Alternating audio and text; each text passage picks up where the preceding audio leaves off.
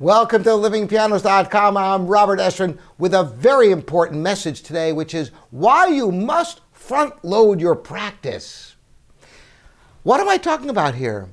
Sometimes you sit down to practice the piano and you've got certain issues and you kind of get it pretty good and you go on to the next part and it's pretty good and you keep working through in this manner.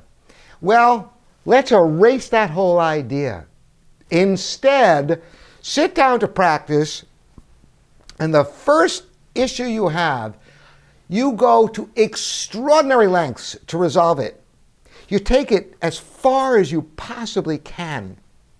This is great when you're studying a new piece, and maybe there's something early on in the piece that isn't gelling, it just isn't happening. And you think, oh, I'll get to that later. Well, here's the secret for you. If you spend an inordinate amount of time, so much time that you think, oh my gosh, I'm never going to get to everything else, it's okay. Because what you learn from taking something to the nth degree early on in your practice will have tremendous benefits for the rest of the piece. You know that all pieces of music evolve from the motifs that are introduced early on, which develop along the way. So if you don't solve those issues early on, as you go on with the piece, the problems compound themselves, which is why if you spend a tremendous amount of time early on issues that you have and really solidify to the maximum, later you can go through vast amounts of music without having to spend nearly as much time.